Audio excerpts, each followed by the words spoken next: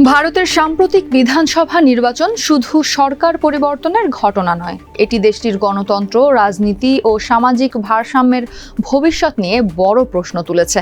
প্রথমবারের মতো পশ্চিমবঙ্গে ক্ষমতায় এসেছে প্রধানমন্ত্রী নরেন্দ্র মোদীর দল ভারতীয় জনতা পার্টি, যা দলটির ইতিহাসে এক বড় মাইলফলক। 2014 সালে কেন্দ্রীয় ক্ষমতায় আসার পর এটি সম্ভবত তাদের সবচেয়ে গুরুত্বপূর্ণ আঞ্চলিক বিজয়। প্রথমত, এই নির্বাচনের সবচেয়ে তাৎপর্যপূর্ণ দিক হল পশ্চিমবঙ্গের ফলাফল। 294 আসনের বিধানসভায় 207টি আসন জিতে বিজেপি কার্যত একতরফা আধিপত্য প্রতিষ্ঠা করেছে, যেখানে তৃণমূল কংগ্রেস নেমে এসেছে মাত্র 80 আসনে।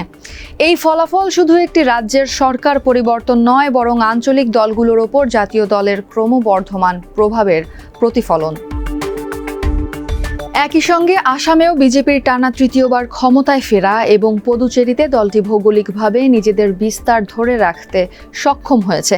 অন্যদিকে তামিলনাড়ুতে অভিনেতা জোসেফ বিজয়ের উত্থান এবং কেরালায় কংগ্রেস নেতৃত্বাধীন জোটের জয় প্রমাণ করে যে জাতীয় রাজনীতি এখনও বহুমাত্রিক এবং সম্পূর্ণ একমুখী হয়ে যায়নি।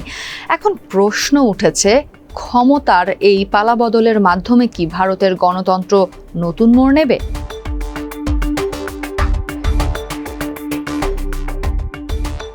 পশ্চিমবঙ্গ শুধু একটি প্রশাসনিক অঞ্চল নয়, বরং এটি দক্ষিণ এশিয়ার রাজনৈতিক ইতিহাসের এক কেন্দ্রবিন্দু। পলাশির যুদ্ধের পর এখান থেকেই ব্রিটিশ শাসনের ভিত্তি গড়ে ওঠে। এরপর 1905 সালের বঙ্গভঙ্গ ধর্মভিত্তিক রাজনীতির এক বিপজ্জনক দৃষ্টান্ত স্থাপন করে, যার প্রতিধ্বনি আজও শোনা যায়। এই ইতিহাসই তৈরি করেছে এমন এক রাজনৈতিক চেতনা যার ভেতর থেকেই উঠে এসেছিলেন শ্যামাপ্রসাদ মুখোপাধ্যায়, যার ভাবধারাই পরে বিজেপির ভিত্তি গড়ে দেয়।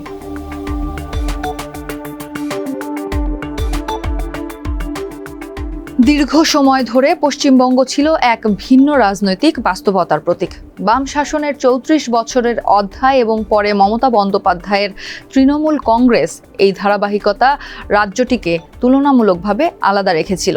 এমনকি 1984 সালের শিখ বিরোধী দাঙ্গা কিংবা 1992 সালের বাবরি মসজিদ ধ্বংসের পর সারা দেশে সহিংসতা ছড়ালেও পশ্চিমবঙ্গ ছিল অনেকটাই শান্ত।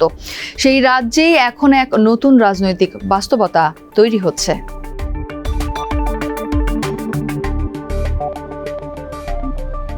প্রায় 10 কোটি মানুষের বাস এই পশ্চিমবঙ্গে, যাদের মধ্যে 27% মুসলিম। এমন এক রাজ্যে বিজেপির এই উত্থান অনেকের কাছেই ছিল বিস্ময়কর। নির্বাচনের এই ফলাফলকে ঐতিহাসিক আখ্যা দিয়ে মোদি উন্নয়ন ও সুশাসনের প্রতিশ্রুতি দিয়েছেন, কিন্তু এই জয়ের পেছনের বাস্তবতা নিয়ে বিতর্ক থামেনি। বিশ্লেষকদের মতে সরকার বিরোধী মনোভাব, তৃণমূলের দুর্বলতা এবং ধর্মভিত্তিক রাজনৈতিক ভাষ্য, বাংলাদেশি অনুপ্রবেশকারী ইস্যু সব মিলিয়ে দলটি বিশাল ব্যবধানে জয় পেয়েছে।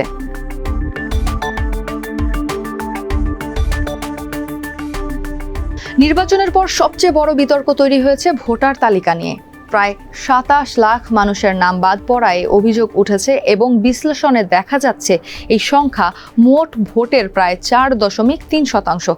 এই বিষয়ে 5 মে ইন্ডিয়ান এক্সপ্রেস পত্রিকার একটি কলামে রাজনৈতিক বিশ্লেষক যোগেন্দ্র যাদব প্রশ্ন তুলেন, এই ভোটগুলো যদি গণনায় আসতো তাহলে ফলাফল কি একই থাকতো?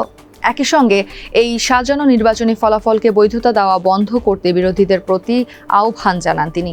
এখন এই প্রশ্ন শুধু পশ্চিমবঙ্গ নয়, পুরো ভারতের নির্বাচনী প্রক্রিয়ার বিশ্বাসযোগ্যতাকেই নাড়া দিচ্ছে।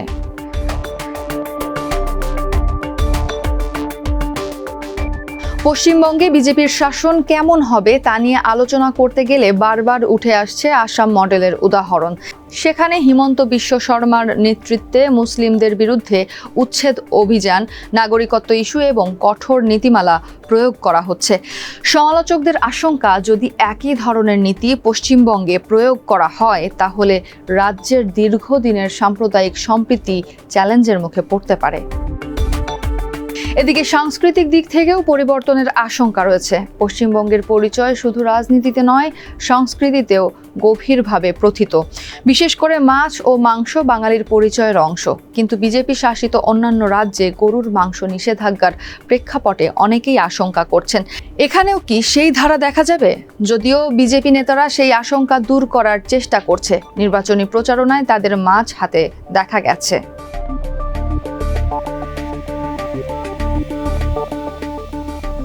একই নির্বাচনে ভিন্ন রাজনৈতিক চিত্র দেখিয়েছে ভারতের দুই রাজ্য তামিলনাড়ু ও কেরালা। তামিলনাড়ুর বিধানসভা নির্বাচনে 108টি আসন জিতে ডিএমকে নেতৃত্বাধীন জোটকে পরাজিত করে। 51 বছর বয়সী জনপ্রিয় অভিনেতা জোসেফ বিজয়ের নবগঠিত দল টিভিকে। এমনকি এই নির্বাচনে রাজ্যের মুখ্যমন্ত্রী এম.কে স্ট্যালিন নিজের আসনেও পরাজিত হন। ফলে পরবর্তী মুখ্যমন্ত্রী হিসেবে উঠে আসছে বিজয়ের নাম, যা দক্ষিণ ভারতের চলচ্চিত্র ও রাজনীতির দীর্ঘ ঐতিহ্যকে আবারও সামনে এনেছে।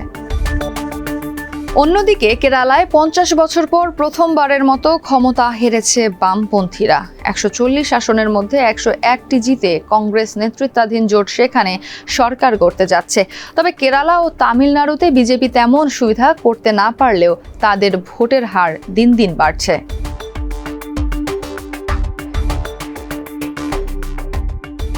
বর্তমান ভারতের রাজনৈতিক মানচিত্রে বিজেপি এখন অপ্রতিদ্বন্দ্বী। 28টি রাজ্যের মধ্যে 21টিতেই তারা ক্ষমতায়, যেখানে ভারতের 80% মানুষ বসবাস করে। সমালোচকরা বিজেপিকে একটি বিশাল নির্বাচনী যন্ত্র হিসেবে দেখেন। পরিসংখ্যান বলছে বিজেপির বার্ষিক আয় $712 মিলিয়ন, যেখানে প্রধান বিরোধী দল কংগ্রেসের আয় মাত্র $96 মিলিয়ন। এই অসম লড়াইকে সমাজকর্মী অরুন্ধতী রায় ফেরারি বনাম সাইকেল দৌড় বলে অভিহিত করেছেন।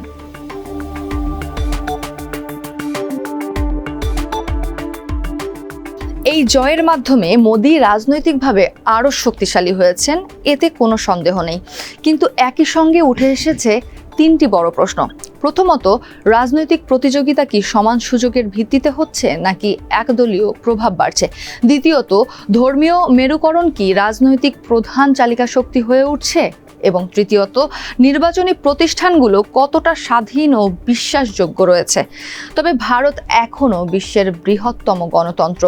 তবে পশ্চিমবঙ্গের এই ফলাফল দেখাচ্ছে গণতন্ত্র শুধু ভোটের মধ্যেই সীমাবদ্ধ নয়, এর গুণগত মান, ভর্তুকি এবং ভারসাম্যই আসল পরীক্ষা।